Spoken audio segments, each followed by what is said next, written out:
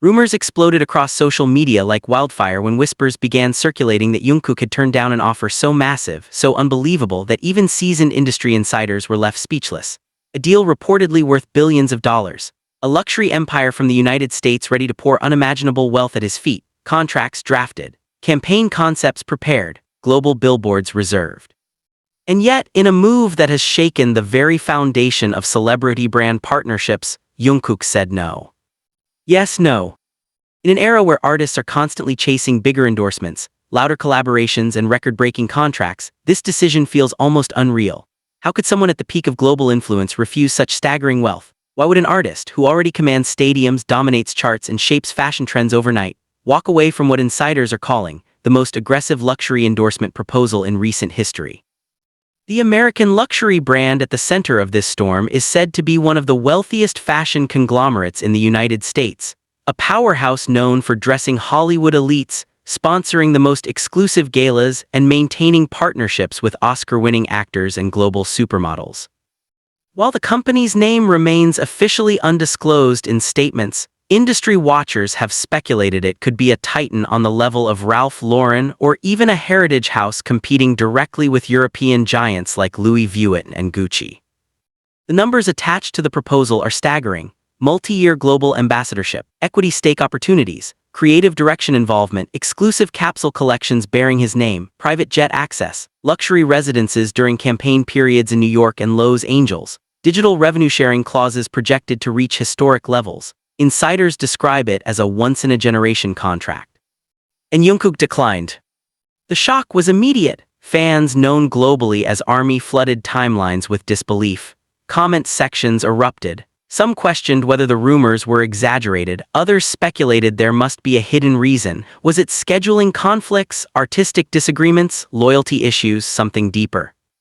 What makes this even more fascinating is Jungkook's current trajectory.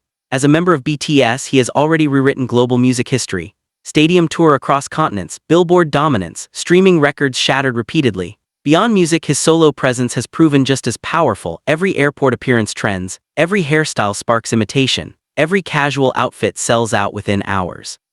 Brands do not just want him, they compete for him. This is why the alleged rejection feels seismic. Luxury brands in the United States have been increasingly aggressive in capturing Asian global icons, recognizing the explosive influence of K-pop culture in Western markets. Jungkook is not just an artist, he is a cultural bridge between East and West, digital and traditional luxury, Gen Z and legacy consumers. So why refuse billions? Sources close to the negotiation hint at something unexpected: principle. According to insider whispers, the proposal required exclusivity clauses that would significantly limit Jungkook's long-term artistic independence. The contract allegedly included strict image control provisions, heavy approval requirements for public appearances tied to fashion competitors, and limitations on future collaborations outside the American conglomerate's network. For many celebrities, such clauses are standard. For Jungkook, however, they may have crossed a line. From his early days as the golden Maknae of BTS to his evolution into a global solo force, Jungkook has consistently emphasized authenticity. Whether through candid live broadcasts, spontaneous song covers, or heartfelt interactions with fans, he has cultivated an image that feels unfiltered and personal. Locking himself into a corporate framework that dictated creative expression may have felt incompatible with that identity. Industry analysts are now asking a daring question: is Jungkook redefining what power looks like in celebrity branding? Turning down billions is not recklessness, it is leverage. It signals that his brand equity is already beyond monetary validation. It suggests that artistic autonomy may be more valuable than short-term financial gain. It reinforces a narrative that he is not driven solely by luxury optics but by alignment and meaning. This decision also fuels speculation about his existing global partnerships. Having previously worked with elite watchmakers and fashion houses, Jungkook's collaborations have often appeared carefully curated rather than opportunistic. When he stands beside executives at private events or appears in exclusive campaign visuals, the synergy feels intentional, not transactional. Some insiders believe the American luxury brand underestimated one crucial factor: Jungkook's global influence is not dependent on Western validation. While many Asian artists seek U.S. endorsements to cement international credibility, Jungkook already commands that credibility independently. His streaming numbers in North America rival domestic superstars. His social engagement metrics dwarf traditional Hollywood figures. In other words, he does not need the brand. The brand needs him. This reversal of power dynamics may explain the tension behind negotiations. Reports suggest the company's executives flew to Seoul for private meetings. Strategic presentations were delivered. Mood boards displayed futuristic campaign visions. The pitch reportedly included comparisons to partnerships involving global pop icons like Justin Bieber and fashion-forward celebrities tied to Calvin Klein. But Jungkook's camp allegedly responded with a simple stance: alignment over money.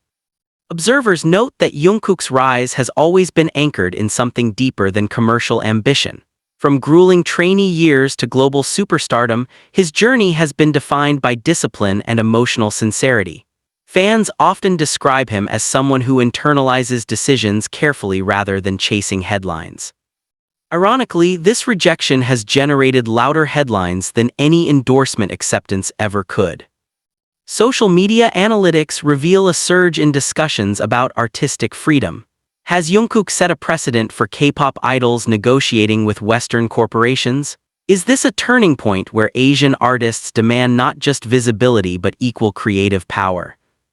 American luxury brands, long accustomed to dictating terms, may now face a new reality.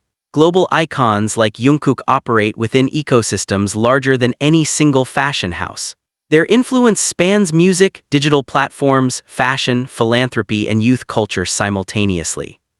Financial experts estimate that the lifetime value of Jungkook's brand, factoring touring, music royalties, streaming, merchandise, and strategic partnerships, already reaches astronomical figures.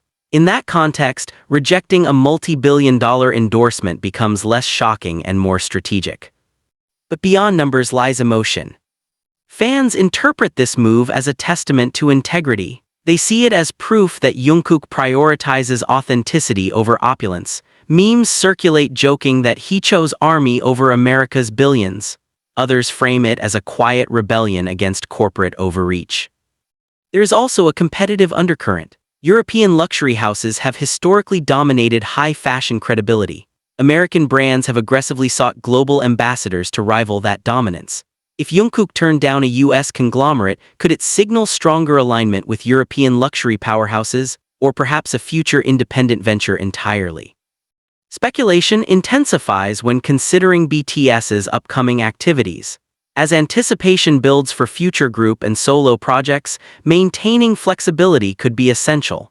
Long-term exclusivity with one American brand might conflict with broader global strategies tied to BTS's brand ecosystem. Moreover, Jungkook's artistic expansion into diverse genres, from pop to R&B to alternative influences, suggests he may envision a future that extends beyond predictable endorsement lanes. Limiting that evolution through rigid contracts could have been a risk too great. The psychological dimension cannot be ignored either. Young artists who rise rapidly often face pressure to monetize every opportunity. Saying no requires clarity and confidence. It requires understanding one's intrinsic value independent of external offers. In declining billions, Jungkook may have made a statement louder than any runway show. He cannot be bought into confinement. Financial media outlets are now dissecting this case as a study in celebrity leverage economics. Marketing professors reference it as a prime example of supply-demand imbalance, when demand for an individual's influence exceeds the capacity of any single entity to contain it. What happens next is even more intriguing. Will the American luxury brand revise its proposal? Will other conglomerates escalate bidding wars? Or will Jungkook pivot toward ventures that grant equity ownership rather than traditional ambassadorship roles? There are whispers of potential independent fashion collaborations, perhaps even long-term creative partnerships where he co-designs rather than simply models. In today's market, artists with cultural dominance often seek ownership over endorsement.